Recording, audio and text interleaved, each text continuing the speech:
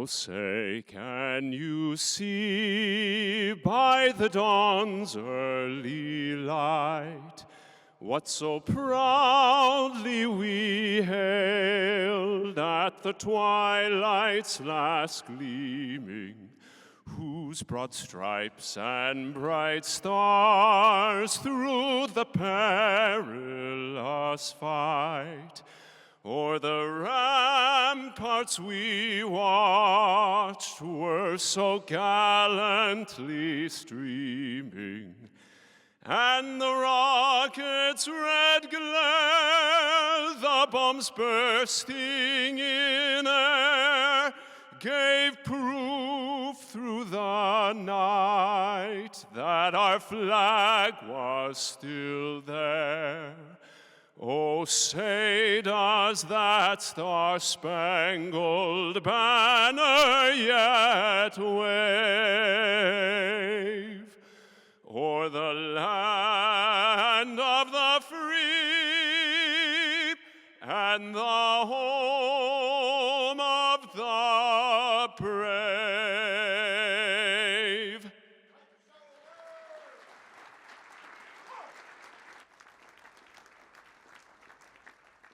Now, approaching the podium is the Executive Director of the National Governors Association, Bill McBride. Thank you, and good afternoon. On behalf of the National Governors Association, a very warm welcome to all of you, and thank you for joining us for Winter Meeting 2025. You know, NGA was founded in 1908 at the behest of President Teddy Roosevelt, a former governor of New York, and it is an honor to serve as the voice of the governors of the nation's 55 states and territories, and to serve as a platform for bipartisan dialogue. This is our largest annual gathering, but governors meet in person and virtually on a regular basis throughout the year. We've had a series of bipartisan meetings behind the scenes the past 2 days, including a meeting with the President at the White House earlier this morning. In our plenary sessions, governors will keep those discussions going with an assist from some of the nation's leading experts and officials. I'd like to invite everyone here to join us tomorrow for additional sessions. Tomorrow morning at 10 a.m., NGA's Education, Workforce, and Community Investment Task Force will meet. Wisconsin Governor Tony Evers and Wyoming Governor Mark Gordon, task force co-chairs, will lead a conversation on pathways to prosperity, governors driving workforce innovation through apprenticeships and non-degree pathways. At the same time, NGA's Public Health and Disaster Response Task Force will hold a discussion on borders and ports of entry. Task Force co-chairs leading that session are Hawaii Governor Josh Green and Vermont's Governor Phil Scott. And then in the afternoon, we'll hold a special session on Governor Polis's Chair's initiative, Let's Get Ready, Educating All Americans for Success. Education is certainly a top bipartisan priority for all of our governors, and Governor Polis is taking a fresh approach to elevating education innovations that work. This will be a great opportunity to hear what governors across the nation are doing in their states to ensure the students learn the skills they need to be career or college ready. But first, we'll focus on another issue at the top of the agenda for governors, energy infrastructure. So to open that session, please give a warm welcome to the chair of the National Governors Association, Colorado Governor Jared Polis.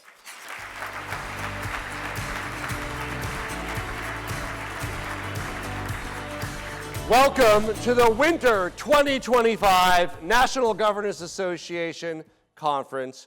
We have a record number of governors. 48 governors are here for at least part of the proceedings. And I'd like to remind people that's 48 with a denominator of 55, not 50. We include our fellow governors of the territories. Thank you, Bill. Welcome to our fellow governors. This winter meeting is a terrific opportunity to come together at the start of each year to have the important bipartisan conversations about how we can work together to deliver for the people that we serve. I'm honored to serve as chair of the National Governors Association and to partner with governors, Democrats, and Republicans from states across the country to tackle the challenges we face and embrace the role of states and governors as problem solvers and leaders to help unify us as a nation. We know there's a lot of areas where bipartisan governors can work together to find innovative and effective solutions to our shared challenges that each of us face. And one of those that I'm proud to focus on as my chair initiative is Let's Get Ready, educating all Americans for success. You'll hear more about that tomorrow, about how we can better measure how we're preparing students for real life and how we're better preparing our economy for success.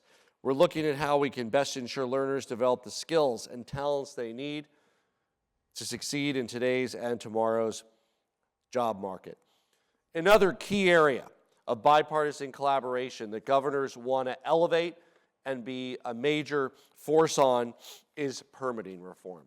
Governors want to get things done, and that means we need to connect over our shared frustration with the slow pace of construction approval on the infrastructure that we know our states need and that our nation needs, whether it's housing or transit or energy. We know there's a lot of common sense reforms that can speed development of all kinds of energy and necessary projects, as well as reduce costs. I'm looking forward to brainstorming solutions today with some of our fellow governors who are thought leaders on this very important topic for our states and for the nation. I'm proud that our NGA Vice Chair, Governor Kevin Stitt, is helping to lead our efforts on this. Please join me in welcoming NGA Vice Chair, Oklahoma Governor Kevin Stitt.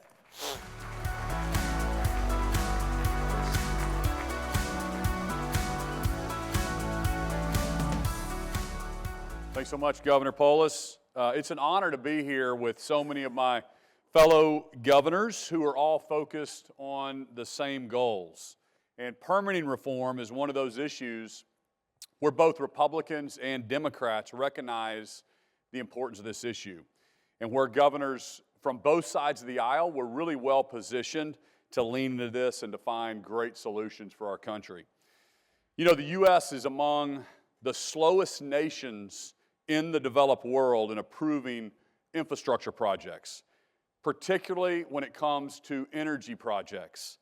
We were just at the White House, and the Deputy Chief of Staff, Steve Miller, did a great job of kind of walking us through how long it's taking and the bureaucracy involved that we need to come together as Republicans and Democrats and solve this important issue. The bottom line is it shouldn't take longer to approve a project than it actually does to build those projects. And Democrats and Republicans alike recognize the importance, recognize permitting delays are really just weakening U.S. economic growth, our security, and our competitiveness. It's really, at the end of the day, an economic development issue. And we are staring down one of the biggest technological advances in history. The AI revolution is going to require more energy than ever before. President Trump was just telling us today that we need to double the amount of electricity generation in our nation. That means we need more energy projects online now. If we're waiting 5 to 10 years to move these projects forward, we're going to miss out on this. China is building. They're months behind us on AI. It is a national security issue that we get this fixed. Our allies need affordable, reliable energy. And the U.S. has the resources to provide that. But if we can't develop them efficiently, we are putting ourselves and our allies at risk. Governor Shapiro, who you'll hear from in a bit, had a great idea to set a time limit on permitting processes in his state. So I was like, there's no way I can let a Democratic governor beat me on something like this. So I signed and got an executive order, copied his. It was a great idea. And I required all of my government agencies to have their permits done in 30 days or it's free to the business. We want Oklahoma to move at the speed of business. So I'm excited to hear how it's working in Pennsylvania a little bit later on. We also, as an NGA group, have launched a permitting reform working group here at NGA with some of our colleagues to work on this important issue. We're going to discuss what's working in all of our states, where we can improve, and how the federal government can take action to minimize permitting delays on projects that affect so many Americans. After all, the laboratories of democracy should be helping our federal partners make change to benefit the citizens of the U.S. So we're going to have an opportunity to hear from some of our fellow governors who have already taken on this challenge of permitting reforms in their states. But first, we have a very special guest with us, and a former colleague of ours from the great state of North Dakota, Doug Burgum, was deeply involved in this organization in the bipartisan work to bring common sense solutions to the permitting process. What I admire about him is he is a former businessman, a tech mogul, energy expert, and now he's the new Secretary of the Interior. And he has a national platform to bring what he learned running a state to help us now as a country.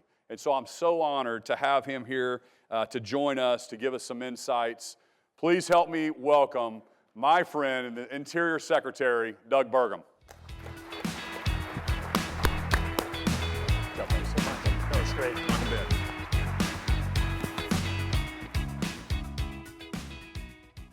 Well, thank you, Vice Chair Stitt. Kevin, thank you. Beautiful introduction. And also Chairman Polis.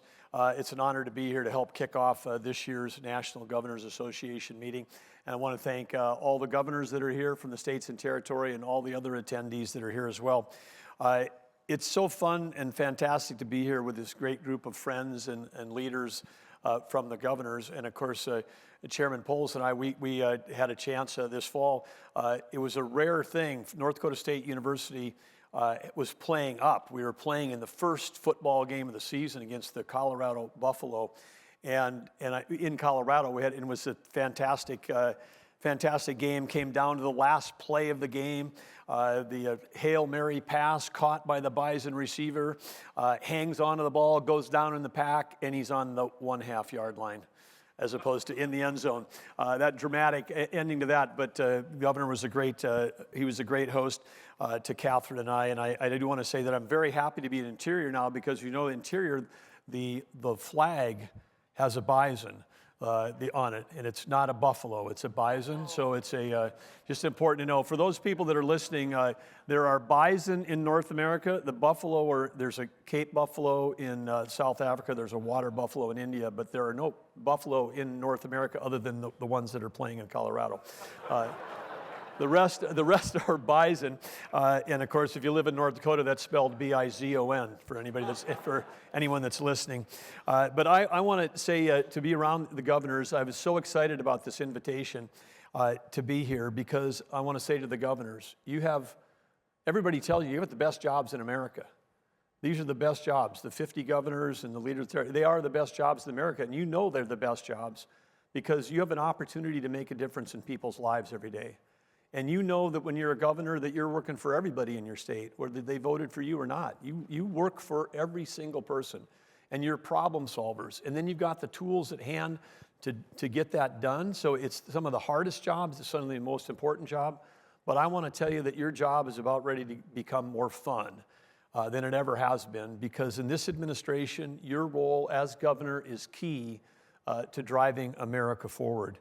And I think we can all be fortunate that we have a president that understands that the states created the federal government, not the other way around. And you heard him yourself this morning talking about specifically saying to each of you, you call me. The President of the United States said, you call me if you have an issue. You call me and doesn't matter what party you're in, I will take your call and I will try to solve that problem. And guess what he's saying to every member of the cabinet? He's saying, you go out and solve everybody's problems. You take their calls. That's your job, is to make it. And so when Kevin was talking about the speed of business, I think we've got the speed of business, we have the speed of government, and then there's a new thing, the speed of Trump, which is he expects us to go faster than the states and faster than business. I mean, so when I've talked to some of the CEOs already in my first few weeks on the job, about how long does it take to build a pipeline? How long does it take to build a key piece of energy infrastructure? And they give me a number, and I'm like, I can't go in a meeting with the president and tell him that, because he wants that to be half of that time. He wants to cut these times in half. So the permitting reform work that's being done here by this group is going to nest so perfectly with what we're trying to get done in this administration. So I would say Godspeed, give us every idea you have, because we have to go faster. And it's not just because for for the reasons of affordability and for the American people and for economic opportunity and creating better jobs. It's because we're in a competition, and the competition we're in is against other countries that aren't slowing themselves down with the level of bureaucracy that we have, and I'll talk a little bit about that. But again, I think it's important to have marketing slogans, and in the honor of dad jokes everywhere. I think that we have a new thing. We're going to need bigger caps for the NGA governors, but it's going to, on the cap, it'll say MBA GFA, making being a governor fun again, is what it's going to be. And all of you are going to get a chance to do that because your jobs are going to be more fun when you got less red tape and you can get things done faster. I'm here today wearing two hats. I'm here as the 55th Secretary of the Interior, and I'm also here as of last Friday as the chairman of the National Energy Dominance Council, which was created by President Trump. And that's NEDC for short. And for you music lovers, just think AC/DC, NEDC, AC/DC, NEDC, and it could stick with you. Of course, AC/DC, the band, formed in 1973 in Australia, still going 52 years later, still doing tours. So we expect that the NEDC is going to have that same kind of long-lasting impact, because what we're charged to do, again, aligns here. It specifically says we're supposed to, the membership is every agency, the membership of the NEDC is all people that were nominated by President Trump for cabinet or other key leadership positions. And the instructions that's been given to us is whether it has to do with permitting, production, generation, distribution, regulation, transportation, exports of all forms of American energy, including critical minerals, including biofuels and ethanol. That's what we're supposed to be working on. So this whole of government approach includes the cabinet heads, including secretaries of state, defense, treasury, commerce, transportation, energy, agriculture, and other advisors and assistants to the president. And our job is to make your job and the private sector's job easier. And he commissioned this. Why? Because he understands, President Trump understands that energy is the foundation of American prosperity, it's the foundation of affordability, and it's the foundation of national security. So I want to talk today again a little bit about when we achieve U.S. energy dominance, what does that mean exactly? What it means is that we're going to drive down inflation in our country, which helps every American. We're going to create jobs for American workers, which helps every state. And certainly, as you know, that President Trump, and you heard him this morning, one of the things he wakes up every day thinking about is how can I end these wars across the world? How can I stop the killing? And one of the tools that we have is energy. We're in two proxy wars right now, one with Russia and one with Iran funding 24 different terrorist groups. Those wars against us and our allies were funded by the energy sales of our adversaries.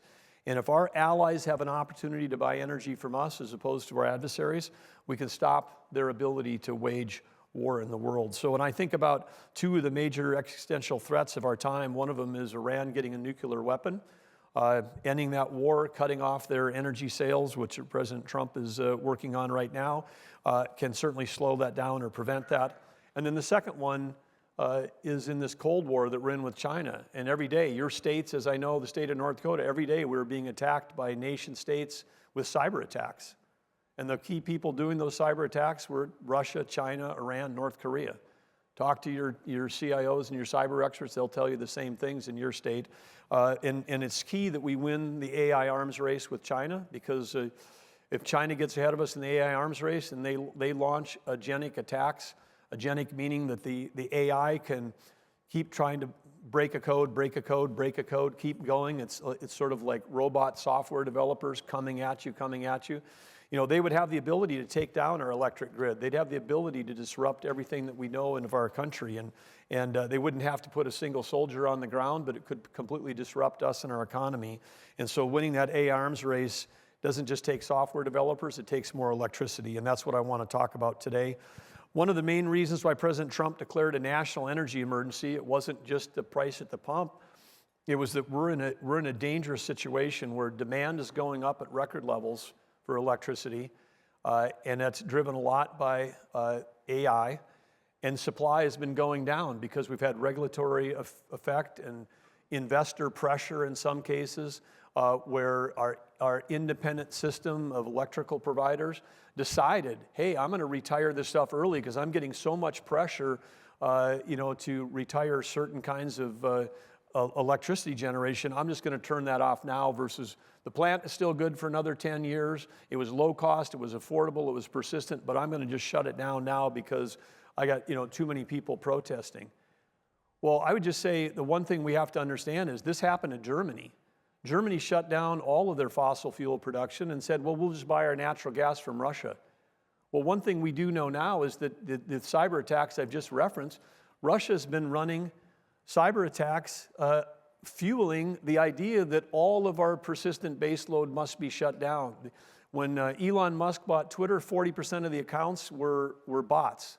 They weren't real people. They weren't real organizations, just automatically repeating the information that's going out. So if anybody thinks that the Green Party in Germany, which often was the one that was the swing votes that was driving the shutdown of forms of German-generated power, wasn't being, if not directly funded, but was being fueled by messaging coming from Russia PSYOPs operations? Of course it is. Why wouldn't you, if you make all of your money selling one thing, which is natural gas, why wouldn't you get your customers to shut down all other forms of energy?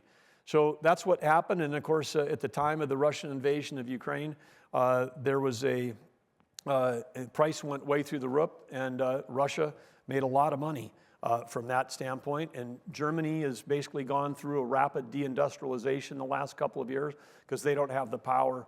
They were becoming the industrial power of Europe because they had a low-cost, affordable energy. That wasn't the case anymore. So demand is up for electricity, supply is down. I spent almost 3 decades in tech. We never used more than 1% of the electricity in the nation for all things related to technology. But that's changing. It's changing now with artificial intelligence. And you may say to yourself, well, hey, this is we've had data centers before. What's the big deal with artificial intelligence? Well, a data center that is being utilized to generate artificial intelligence is really a manufacturing plant. It's manufacturing intelligence. It's different than, hey, we're just processing Blue Cross Blue Shield healthcare claims, or we're handling an Amazon shopping request. This is manufacturing intelligence. And when you manufacture intelligence, that's a base capability that touches every job in every company, in every industry in our country. It should touch every job in state government.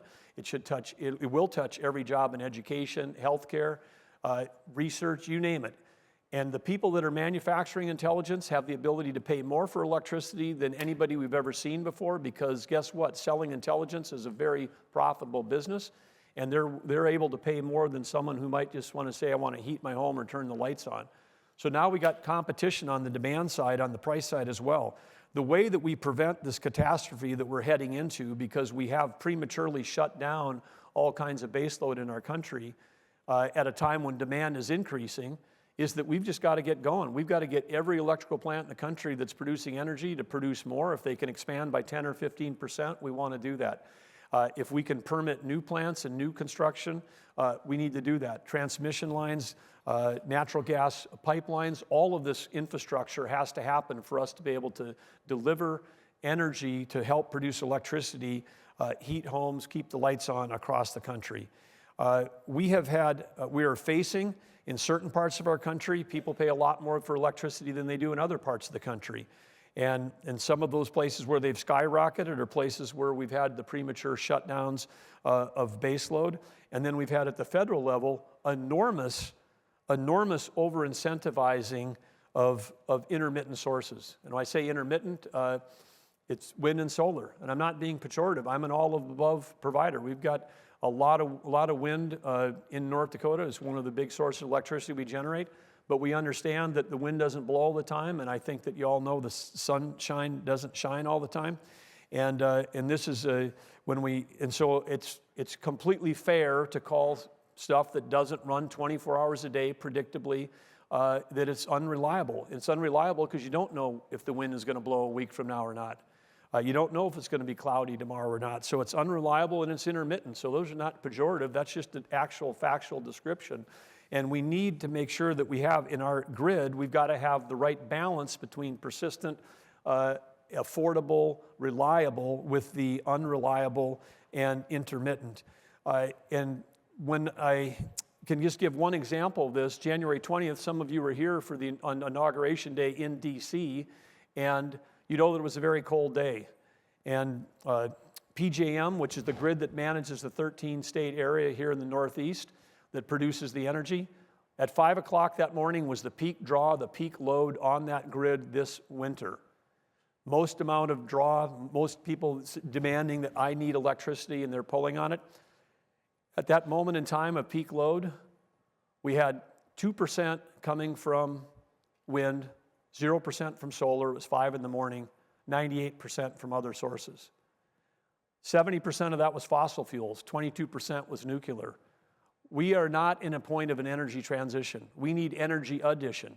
We can have all the wind we want, but on the days when the wind isn't blowing and the sun's not shining, we also need that entire other investment around base load, whether it's nuclear, whether it's hydro, whether it's geothermal, and whether it's the fossil fuels that we continue to need right now just to power our country.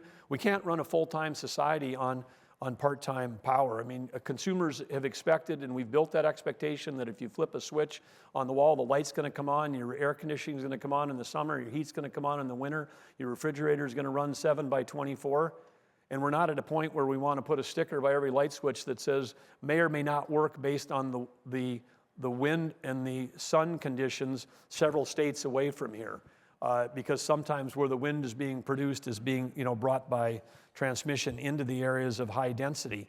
So we to avoid the blackouts and brownouts that are coming because of this imbalance that we have, and just to give you an indication, the FERC queue, if you will, which is a sum of all the regional grids, the FERC queue is 7 or 8 years long. It's 95% intermittent and unreliable. It's only 5% base load. And who are we competing against? When we compete against China, we're competing against someone that doesn't have the EPA, doesn't have the same sets of rules that we would have right here. They have permitted in one 26-week period 53 coal plants. They have began construction last year on 100 gigawatts of new coal capacity. Now, a lot of people might go, what's a gigawatt? That's 1,000 megawatts. And Jared's largest metro area, Colorado, Denver, a city the size of Denver, it would be about that, 1 gigawatt or 1,000 megawatts to run Denver. So China brought online enough coal power for 100 gigawatts of coal power in a year, the 100 Denver's worth of that. And they did 30 nuclear plants, and they're building hydro. We will lose the AI arms race. We can be ahead in technology, but if we lose on the power generation side, we still lose that race. And so I think that one of the things that people might be concerned about is they say, hey, yeah, but if everything you're talking about seems like it's going against everything we want to do relative to emissions. But I think people know that in North Dakota, we're a big energy state. We were the only state that had a goal of being carbon neutral by 2030. 2030, not 2050. But the goal was to get there through innovation, not regulation, not one new mandate, not one new regulation. We were getting rid of it. But we did achieve, we were the first state to get primacy out from the federal government for carbon sequestration. We've got zero carbon liquid fuels, that we're selling across the country to markets where people want zero carbon liquid fuels. We've got an oil company that was using CO2 for enhanced oil recovery. They were injecting that down into older oil fields. The oil that came out of the ground, 40% more CO2 was staying in ground than the barrel of oil produced. So we have an oil company in North Dakota that some young guys created there, and they were greener than Patagonia. And then ExxonMobil came and bought them for about $7 billion. I mean, innovation pays, it creates jobs, and it's a pathway to our future. And the innovation that we're seeing on the nuclear side, we don't have to worry about 2100, because in 10 years or 15 years, we're going to have small modular nuclears at scale that will take care of all the CO2 problems. This is an energy addition moment, and it's a transition moment. It is not a catastrophe. We can manage our way absolutely through this. It's going to take teamwork to do that. But the golden age of abundance that we're in, we can do both. We can protect all of our beautiful places that we have in America. People worry that in my hat as the Secretary of Interior, that somehow that if we're going to increase energy production, that we're going to impinge on our beautiful spaces. I can tell you, people, relax and don't worry. about that, because when we're doing energy development in North Dakota, we were often able to develop across a swath of land the surface area that we needed to touch in today's modern high-tech horizontal drilling would often be less than 0.5% of the land mass to be able to develop the oil resources. And I've been in a what they still call a drill shack with a 25-year-old petroleum engineer wearing a white lab coat, surrounded by computers. There's not a drop of oil. They would have you believe that if we're going to do energy development in this country, it's going to be like Daniel Day-Lewis and what is the There Will Be Blood, black and white movie, oil spewing everywhere, covering on the whole thing. No, it's like you can't see a drop of oil in a state like North Dakota. If we have a gallon spilled, it's a reportable event, and it happens on an ecologically safe pad. But I said, wow, how do you go down 2 miles, turn a corner, and go 2 miles horizontally in a 30-foot strip of rock that's 10,000 feet underground? And the 25-year-old kid said, sir, if your house was 2 miles down and 2 miles over, I could drill the lockout on the front door. I mean, this is the level of technological prowess that is happening in our energy industry today. And we can be sending checks to the federal government doing horizontal drilling, because when my last year as governor, 70% of the permits we were permitting were 3-mile laterals. So go 3 miles. There was 4-mile laterals. We can send a check to the federal government to help pay down the debt and never set foot on federal land. I mean, that's the technology that we have today. So we can do both. We can protect all of our places, and we can still have that. Because when we're generating energy here, it's cleaner, safer, and smarter than anywhere else in the world. And when we do that, that's good for the global environment, it's good for our economy, and it's good for our allies. We want to sell energy to our friends and allies. We want to champion innovation over regulation. And when we do that, when we sell LNG to our friends and allies, when we do that from places like Alaska into Japan and South Korea and the Philippines, it not only helps stabilize the world, it also reduces our trade deficits. So when we unleash the potential of Americans' energy, we can enter this new golden age of prosperity, affordability, and peace. We can do all of that, but it's going to take you. It's going to take you, our governors, working in collaboration with us and with the private sector to make it happen. So thank you so much for having me here today, and I'm grateful to be here with you, grateful to have an opportunity to serve alongside of all of you, and I'm grateful to have an opportunity now to serve with you as the Secretary of Interior and as the chair of the NEDC. And with that, thank you all.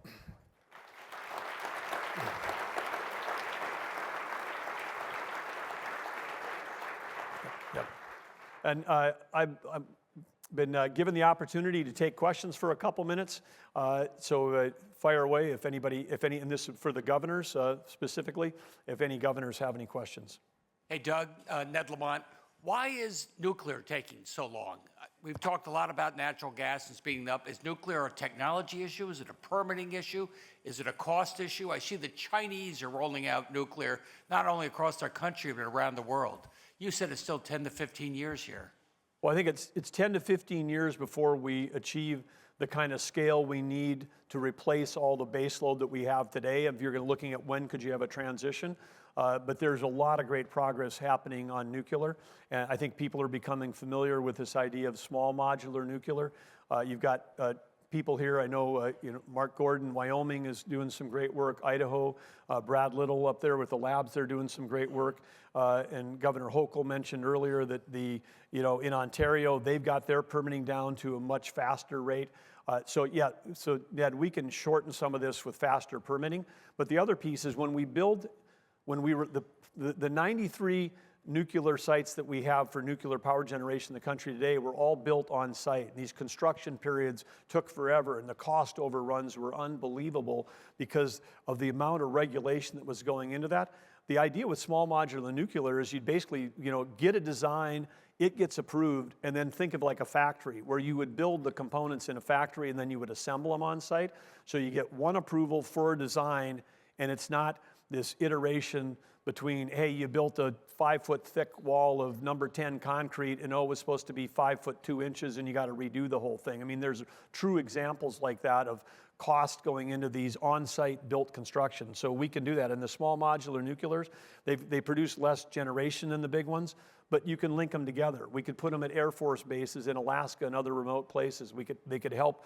You have small modular nuclear, we can spend more money on power generation, less money on transmission, because you can put the power generation next to the place you would want to be, whether that was a data center for AI or something else. So there is a real carbon-free future there, and we've got to accelerate our research, and we've got to accelerate things. But the private sector is finally entering in. I mean, there's a dozen different companies that are well-funded, that have got different approaches and different models. And from that competition, there's going to be some really good things coming from that space. So I'm very optimistic. But it's not going to solve the issue that we're facing today, where we've got this imbalance on the grid of too much intermittent versus baseload. We've got to, sort of the emergency is shoring up what we have while we're waiting for the next generation to show up. Doug, Mark over here. Okay. How are you? So we were there carbon neutral at the same time, but you and I have always had that competition. It's great to see you where you are. My question actually is going to the issue of fuel for nuclear plants. I think we had 93 a couple of years ago that were in the country. I think several have been reopened, so we're up to 97. But we still use Russian fuel. Some of it's coming now from South Africa and others. England has just opened a new TRISO plant. Are there ways that we can speed up that fuel cycle? Because we have tremendous reserves of uranium. We need to have modernized conversion, we need to have modernized enrichment, and we need to be able to fuel the future of our industry. I think there's like 4 things you said that I would just be yelling yes, yes, yes, and yes to in that. But yeah, what Governor Gordon is saying is absolutely true. I mean, it's just at the time of the Russian invasion of Ukraine, it's shocking. I mean, we were and still are importing enriched uranium from Russia. They're supplying us. That's almost as crazy as the fact that we were offloading 400,000 barrels of oil a day of Russian heating oil into New England at the time of that invasion. So, it's like there's things where we've got to have secure supply chains, and part of what we're doing on the NEDC is taking a look at all of that. And if you look at the top 100 critical minerals, the top 20, we don't produce any in the U.S. anymore. And so we've got to get back to a mining culture, and we've got to make sure that we're doing developing those resources here. And it's part of the national defense is we've got to make sure we've got strategic supply chains for all of these critical minerals. And at the top of that list is the enriched uranium. Hi, Doug. This is Governor Liu from Guam. First, congratulations for being our Secretary of Interior. I look forward to working with you because, as you know, Guam is a U.S. territory. Its oversight is the Interior Department. I like what you said about protection also of our environment, but also can increase energy and energy development and protecting our environment. Permitting is also a problem with our island. It takes so long, and a lot of it is federal regulations. So if you're going to say to us, what is the one thing that we as governors can do today to speed up permitting process, what would that be? Well, I think the answer is you're going to tell me that. I think this working group that was being announced coming from the governors is we definitely want to know, and if you don't want to wait for the working group, then call me, but tell us what ways the different agencies within the federal government are getting in the way. And I know this as a governor.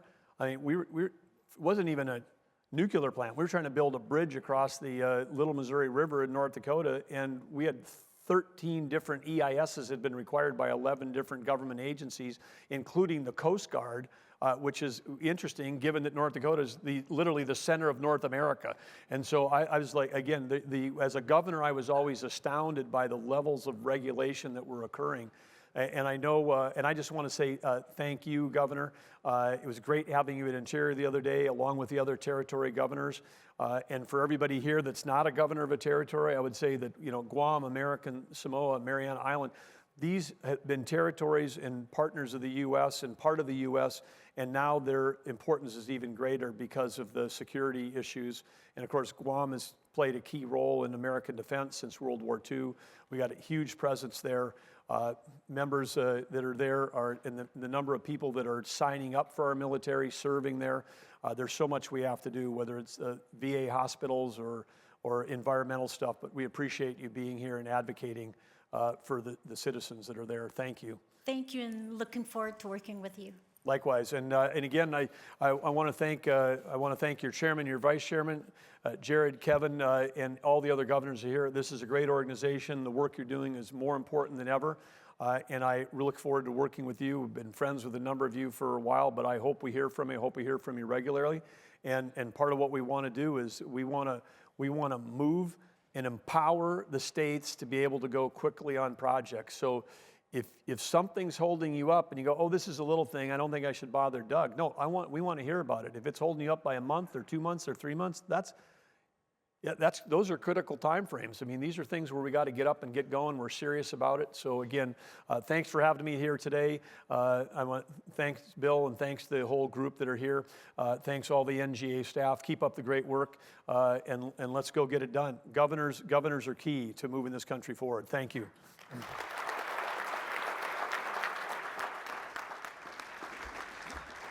Great job, buddy.